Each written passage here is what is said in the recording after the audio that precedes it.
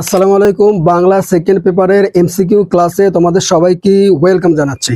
So আজকে আমি গুরুত্বপূর্ণ মোটামুটি তোমাদের বলতে পারো যে ৭৯টা এমসিকিউ আমি দেখাবো, ঠিক আছে, সেকেন্ড পেপার থেকে। এখান থেকে মোটামুটি তোমার ২২ থেকে ২৫টা এমসিকিউ একেবারে সরাসরি তোমার কমন পড়বে, ঠিক আছে, একদম সরাসরি কমন পড়বে। কারণ হচ্ছে যে তোমরা যে জিনিসটা করো সেটা হচ্ছে যে টেস্ট পেপার বা বিভিন্ন জায়গা থেকে এমসিকিউ গুলো পড়ার পরে গিয়ে তোমরা কমন পাও না, ঠিক আছে। কারণ কি জানো, কারণ হচ্ছে তোমাদের বই থেকে আসে, সরাসরি বই থেকে দেয়, এই জন্য তো তোমরা কমন পাও না, তোমরা মূল বই পড়ো না। সো তোমাদের মূল বই ফলো করে, ঠিক আছে, যেগুলো আসার মতো এরকম মোটামুটি 50টা টাইপ আমি রেডি করছি, ঠিক আছে। এর মধ্যে টোটাল তোমার এমসিকিউ দাঁড়াইছে হচ্ছে ৭৯টা, ঠিক আছে। সো একটা টাইপ শিখলে ওই নিয়মে আরো ৪-৫টা এমসিকিউ তোমার হয়ে যাবে, মানে একটা এমসিকিউ শেখা মানে তোমার ৪-৫টা এমসিকিউ শেখা, ঠিক আছে। এরকম 50টা টাইপ আমি মোটামুটি রেডি করছি। আচ্ছা, সো আমরা কিন্তু গ্যারান্টি দিয়ে বলতে পারবো যে মোটামুটি 22 থেকে 25টা এমসিকিউ তোমার সরাসরি কমন পড়বে, ঠিক আছে, তোমরা যদি এই ক্লাসটা ফলো করো। ওকে, সো আরেকটা কথা তোমাদেরকে আমি একটু বলে দিই, সেটা হচ্ছে যে তোমার বাংলা সেকেন্ড পেপারে, হ্যাঁ, এসএসসি শিক্ষার্থী আছো, সো তোমাদের বাংলা সেকেন্ড পেপারে তোমরা যে জায়গায় ফেল করো, বেশিরভাগ শিক্ষার্থী যেখানে ফেল করে সেটা হচ্ছে এমসিকিউ। আর এমনিতে বাকি যে লিখিত যে পার্টটা আছে সেটা সবাই পারে, ঠিক আছে। সো এমসিকিউ বাদে বাকি যেগুলো আছে সেগুলোর জন্য তুমি 4 ঘন্টা সময় নাও, 4 ঘন্টা সময় নিয়ে পড়ো, আর বাকি 4 ঘন্টা সময় তুমি এমসিকিউতে দাও, ঠিক আছে, তুমি একটা ভালো রেজাল্ট করতে পারবা। আই হোপ বুঝতে পেরেছো। সো কথা না বাড়াই আমি তোমাদেরকে দেখাই। 1 নম্বর এমসিকিউটা তোমরা একটু দেখো যে ভাষার ক্ষুদ্রতম এককে কি বলা হয়, বলতে পারো ধ্বনি, বর্ণ না শব্দ? এটা একটু মাথায় রেখো, ভাষার ক্ষুদ্রতম এককে কি বলা হয়, ধ্বনি, বর্ণ না শব্দ? বলো। ধ্বনি বলা হয়। কি বলা হয়? ধ্বনি বলা হয়। একটা এমসিকিউ আমি 2 থেকে 3 বার বলবো, ঠিক আছে। আশা করি তোমাদের ক্লাসের ভিতরে বসে অনেক পড়াটা মোটামুটি কভার হয়ে যাবে।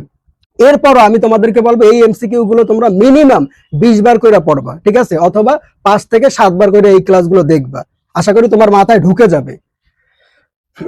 2 নম্বর এমসিকিউটা দেখো, বাংলা বর্ণমালায় ফলা কয়টি? আচ্ছা, এইটা কিন্তু আসে, ঠিক আছে, ঘুরাইয়া ফিরাইয়া বারবার আসতেছে, এটা কিন্তু একটা টাইপ। তাহলে বাংলা বর্ণমালায় ফলা কয়টি বলো তো? 5টি, 8টি, 6টি? বলো তো কয়টি? এটা সবাই জানো 6টি হবে। কয়টি ফলা আছে? 6টি ফলা আছে, ঠিক আছে। আবার এভাবে দেয় যে 6টি, আবার অনেক সময় দেখবা যে এইভাবে এই ফলাগুলো এইভাবে দেওয়া থাকে, ঠিক আছে, এইভাবে বিভিন্নভাবে ঘুরিয়ে ফিরিয়ে দেওয়া থাকে। সো তোমার চিনতে হবে। সো তাইলে ফলাগুলো তোমার একটু মুখস্থ রাখতে হবে। এইটা 20-25 বার পড়বা, মনে থাকবে। একটা হচ্ছে দন্তন্য ব, ম, ঝ, র, ল, ঠিক আছে। আবারও বলতেছি, দন্তন্য ব, ম, ঝ, র, ল, এই 6টা ফলা, এটা একটু মাথায় রেখো।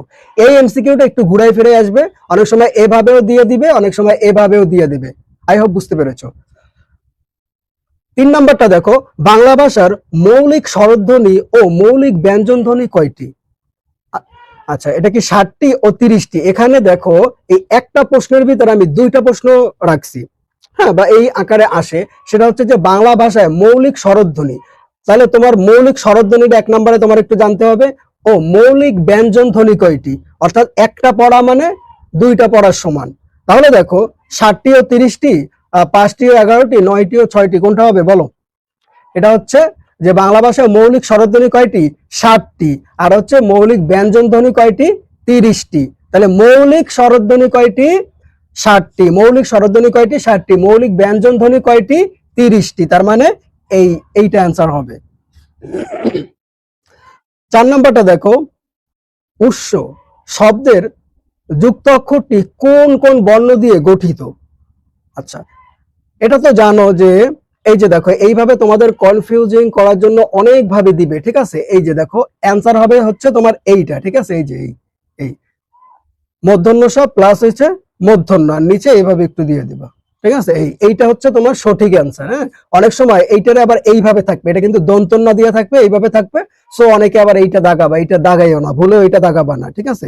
বেশিরভাগ শিক্ষার্থী কি করে জানো, সেটা হচ্ছে যে এই যে এইটা দেখে তোমার এইটা দাগাই আসে, এইটা কিন্তু ভুল, ঠিক আছে, এটা কোনোভাবেই দাগানো যাবে না, এইটা হইছে সঠিক, মাথায় রেখো। আচ্ছা, 5 নম্বর এমসিকিউটা দেখো, বাংলা ভাষায় অর্ধ স্বরধ্বনি কয়টি? বারবার আসছে, বারবার বিভিন্ন স্টাইলে আসছে এই এমসিকিউটা, ঠিক আছে, বারবার আসছে, বিভিন্ন স্টাইলে আসছে। সেটা কিভাবে দেখো, যে 2টি, 5টি, 4টি, কয়টা হবে? যে অর্ধ স্বরধ্বনি কয়টি বলো? অর্ধ স্বরধ্বনি হচ্ছে 4টি। অর্ধ স্বরধ্বনি কয়টি বলো? 4টি। আচ্ছা, এভাবে 4টি আকারেও আসতে পারে, আবার এভাবেও দিতে পারে, ঠিক আছে। তো স্বরধ্বনি গুলো তোমরা একটু জেনে রাখো, ঠিক আছে। এই যে হর্ষই, রস্যু, এ, ও, ঠিক আছে, এইগুলো একটু পড়ো, ঠিক আছে। 10 থেকে 15 বার পড়ো, মাথায় থাকবে। তাহলে এই কোশ্চেনটা অনেকভাবেই দিতে পারে, এভাবেও দিতে পারে, এভাবেও দিতে পারে, ঠিক আছে। তোমার একটা দিয়ে তোমার বাকিগুলো যেন হয়ে যায়, এইভাবে তোমার পড়তে হবে। আচ্ছা, দ্বি স্বরধ্বনি কিন্তু 2টি। এটার পাশাপাশি এ ধরনের কোশ্চেনও আসে যে যে দ্বি স্বরধ্বনি, দ্বি মানেই হচ্ছে 2, মনে রাখো, দ্বি মানেই হচ্ছে 2। তাহলে দ্বি স্বরধ্বনি কয়টি? 2টি। আচ্ছা, অনেক সময় থাকবে যে দ্বি স্বরধ্বনি, তারপর অপশনে ওই থাকবে আর হইছে ও থাকবে, ঠিক আছে। তাহলে এইটা তোমরা দাগাবা, ঠিক আছে। আবার অনেক সময় 2টা থাকবে, দ্বি মানেই তো 2, ঠিক আছে। কিন্তু তোমাদের এইভাবে না দিয়ে অনেক সময় তোমাদের এইভাবে দিবে, জানো, তোমরা না বুঝতে পারো। সো এইটা তোমাদের একটু মুখস্থ রাখতে হবে। কয়বার পারবা? 15 থেকে 20 বার অথবা 25 থেকে 30 বার, একদম মনে থাকবে, ঠিক আছে। আর পড়ার সময় লেখা পড়বা। ধরো 2-4 বার পড়লে একবার লিখবা, আবার 2-4 বার পড়লে একবার লিখবা, আবার 2-4 বার পড়লে একবার একটু খাতায় লিখবা। তাহলে ওইটা তোমার ব্রেইনটা একেবারে সেট হয়ে যাবে, বুঝতে পারছো? একদম সেট হয়ে যাবে। 6 নম্বরটা দেখো, কোন বর্ণগুচ্ছটি অঘোষ ব্যঞ্জন? আচ্ছা, এই যে পাইলাম আমরা অঘোষ ব্যঞ্জন। তাহলে কোন বর্ণগুচ্ছটি অঘোষ ব্যঞ্জন? এইটা যে হচ্ছে তোমার বর্গীয় জ, ঝ, ইয়। আর একটা হচ্ছে তোমার দন্তস্ব, তালব্যস্ব, আর হচ্ছে ছ, ব, ম, ইয়। বলো কোনটা হবে? তোমরা কি জানো কেউ যে অঘোষ ব্যঞ্জন কোনটি? অঘোষ ব্যঞ্জন হচ্ছে যে দন্তস্ব, তালব্যস্ব, আর হচ্ছে ছ, ঠিক আছে। এইগুলো হচ্ছে অঘোষ ব্যঞ্জন। এগুলো কি? অঘোষ ব্যঞ্জন। মাথা দিয়ে বুঝো, এগুলো কিন্তু অঘোষ ব্যঞ্জন। এটাও হবে না, এটাও হবে না। এইটা অ্যান্সার। 7 নম্বরটা দেখো, পার্শ্বিক ব্যঞ্জন ধ্বনির উদাহরণ কোনটি? তাহলে পার্শ্বিক ব্যঞ্জন ধ্বনির উদাহরণ কোনটি বলো তো? ল, ম, জ, র। কোনটা হবে বলো? ল হবে। কি হবে? ল। আবার অনেক সময় বলবে যে এর উদাহরণ কোনটি, জাস্ট তোমার লাল লিখে দেবে। কি লিখে দিবে? লাল। তাহলে এই লালের এখানে তোমরা দাগাবা, ঠিক আছে। অর্থাৎ ল, মনে রাখো, ল থাকবে, ল। ল থাকলে এইটা দাগাবে, এইটা থাকলে এইটা দাগাবে। এটা কিন্তু একটা টাইপ, ঠিক আছে। দুই ভাবে থাকবে, এভাবেও থাকতে পারে, এভাবেও থাকতে পারে, ঠিক আছে। ল দিয়ে থাকবে, ল দিয়ে থাকলে তোমরা ওইখানে দাগিয়ে আসবা, ঠিক আছে। তবে একটু বুঝা দাগাই, একটু কিন্তু ঘুরাই ফিরাই দিবে। বাংলা ফার্স্ট পেপারের মতো সেকেন্ড পেপারটা একদম ইজি হবে না, ইজি হবে না, কিন্তু আমি কিন্তু বারবার বলতেছি, একটু বুঝা পড়ো, একটু ভালোভাবে পড়ো। মিনিমাম 4টা ঘন্টা সময় দিও এমসিকিউর প্রতি, দেখবা যে ভালো রেজাল্ট তুমি করবা, কেউ ঠেকাইতে পারবে না। 8 নম্বরে দেখো, শ্রীগাল শব্দের সঠিক উচ্চারণ রূপ কোনটি? ঠিক আছে, এই যে সঠিক উচ্চারণ রূপ নিয়ে প্রতি বছর আসে। তাহলে শ্রীগাল শব্দের সঠিক উচ্চারণ রূপ কোনটি?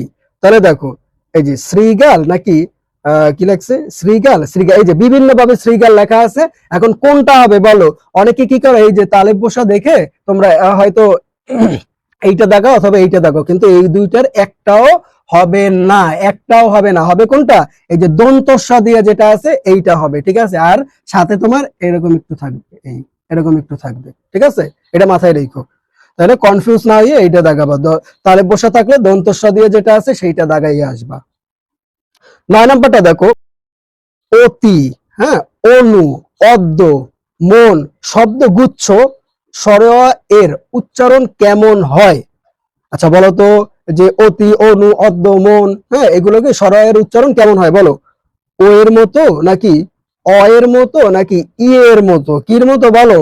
এই যে দেখো, অনু, অতি, ওর মতো একটা উচ্চারণ হয়। অনু, ওর মতো একটা উচ্চারণ হয়।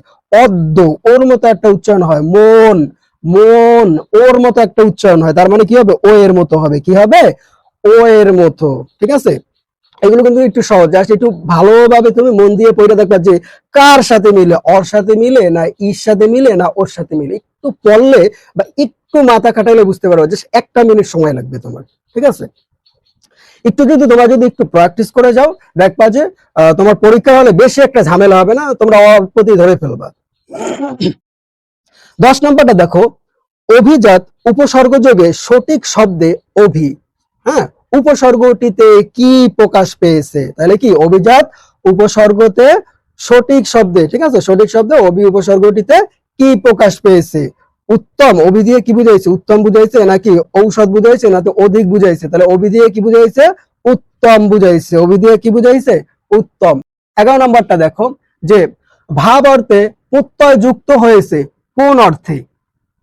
আচ্ছা, জমিদারি নাকি ইতরামি, বাহাদুরি, পাগলামি, এই তোমার হচ্ছে জমিদারি, এটা তো হবে না, ঠিক আছে। আবার একটু প্রশ্নটা পড়ি যে ভাব অর্থে প্রত্যয় যুক্ত হয়েছে কোন অর্থে? প্রত্যয়, ভাব অর্থে প্রত্যয় যুক্ত হয়েছে কোন অর্থে? এগুলো অনেকগুলো অর্থ আছে, যেমন আমি সবগুলো তোমাদের লিখে রাখছি, এইটা হবে অ্যান্সার। যে ইতরামি এটা থাকলে এটা দাগাবা, বাহাদুরি এটা থাকলে এটা দাগাবা, পাগলামি এটা থাকলে এটা দাগাবা, ঠিক আছে। অর্থাৎ এই কোশ্চেনটা তোমার বিভিন্ন ভাবে আসবে, অনেক সময় অপশনে 2টা দিবে, অনেক সময় 3টা দিবে, অনেক সময় এইটা বা এইটা অথবা এইটা দিবে, ঠিক আছে। অর্থাৎ এই কোশ্চেনটা শেখা মানে তোমার 4-5টা হয়ে যাওয়া, ঠিক আছে। আচ্ছা, তাহলে দেখো ভাব অর্থে প্রত্যয় যুক্ত হয়েছে কোন অর্থে? ইতরামি, বাহাদুরি, পাগলামি, ইতরামি, বাহাদুরি, পাগলামি, ইতরামি, বাহাদুরি, পাগলামি। 12 নম্বরটা দেখো, কোনটি কিদন্ত শব্দের উদাহরণ? আচ্ছা, কোনটি কিদন্ত শব্দের উদাহরণ? পানসে না, এটা তো না। দাপট না, এটাও না। তাহলে কি হবে? দোলনা, ভাজি, কাটতি, ঠিক আছে।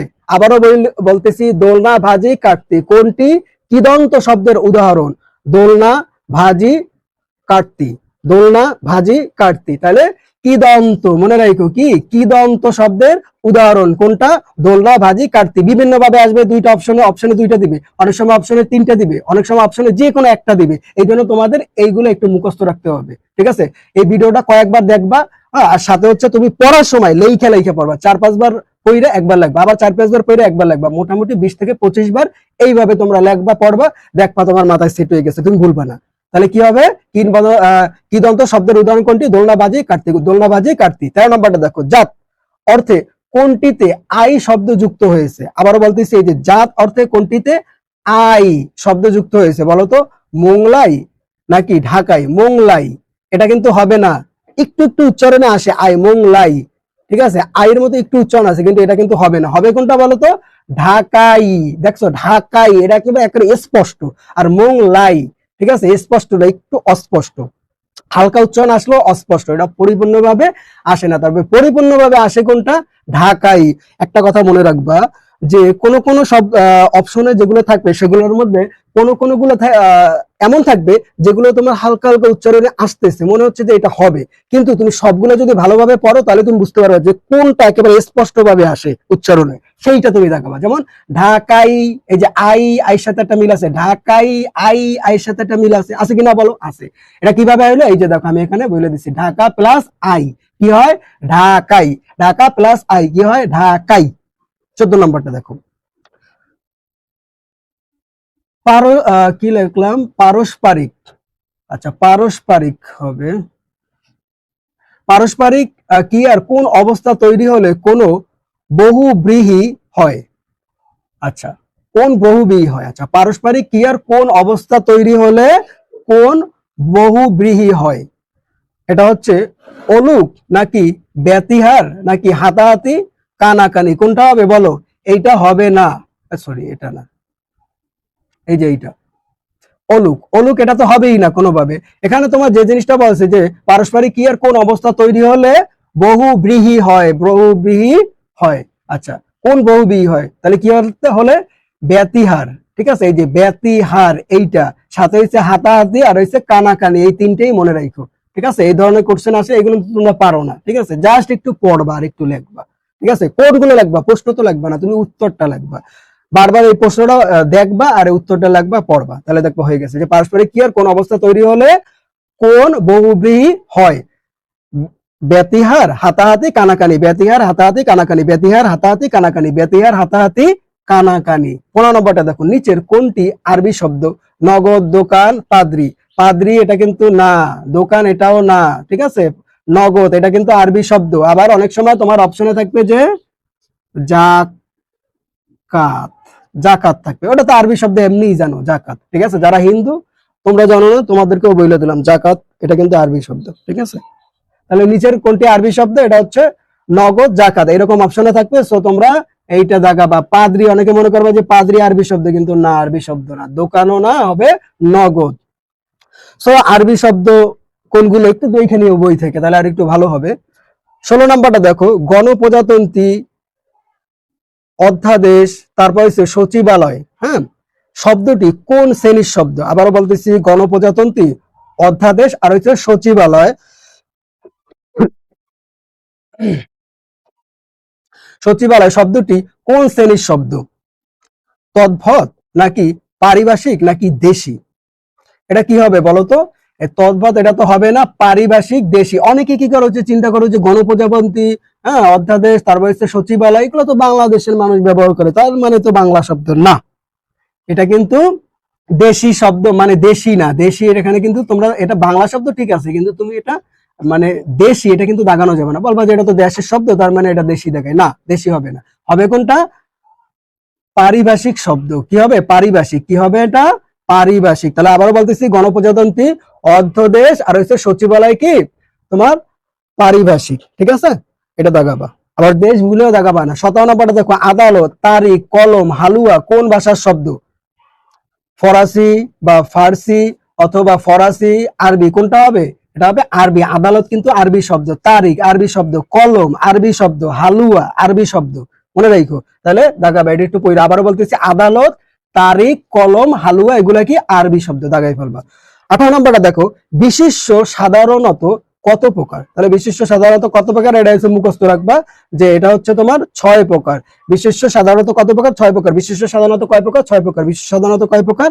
6 প্রকার। 19 নম্বরে দেখো, বাংলাদেশ পদ্মা কোন জাতীয় নাম বিশেষ্য? বাংলাদেশ পর্দা কোন জাতীয় নাম বিশেষ্য বলতে পারো? এই যে পর্দা, এটা কোন জাতীয় নাম বিশেষ্য? স্থান নাম, তারপর হচ্ছে কাল নাম, ব্যক্তি নাম। আচ্ছা, ব্যক্তি নাম। পদ্মা তো আর কোনো ব্যক্তির নাম না, তাই না? আচ্ছা, এটা হবে না। তারপর হচ্ছে কাল নাম, এটা কাল নাম, এটা হবেই না, কোনোভাবে হয় না। স্থান নাম মানে পর্দা ওইটা একটা স্থানের নাম, ঠিক আছে?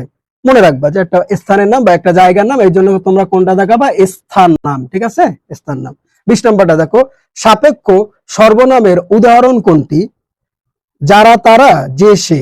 আর একটা হচ্ছে এ অন্য। তাহলে কি হবে? এ অন্য হবে না, যে সাপেক্ষ সর্বনামের উদাহরণ কোনটি, এইটা একটু মনে রাখো। এটা কিন্তু বিভিন্ন, যে, সেও দিতে পারে, আবার যারা দিতে পারে, তারা দিতে পারে, আবার যারা, তারা একসাথেও দিতে পারে। এই কোশ্চেনটা বিভিন্ন ভাবে ঘুরাই দিতে পারে, কিন্তু তুমি একটা পয়টা সবগুলাই যেন পারো সেইভাবে আমি টাইপটা রেডি করলাম। যে সাপেক্ষ সর্বনামের উদাহরণ কোনটি? যারা, তারা, যে, সে। যারা, তারা, যে, সে। সাপেক্ষ সর্বনামের উদাহরণ কোনটি? যারা, তারা, যে, সে।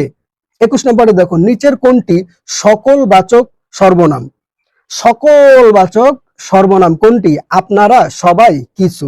তারপর যে সকল বাচক সর্বনাম কি? আপনারা না, আপনারা না, কিছুও না, সবাই। এটা কি? সবাই মানে সকল বাচক, সবাই মানে সকল বাচক, মনে রাখো, সবাই মানে সকল বাচক সর্বনাম।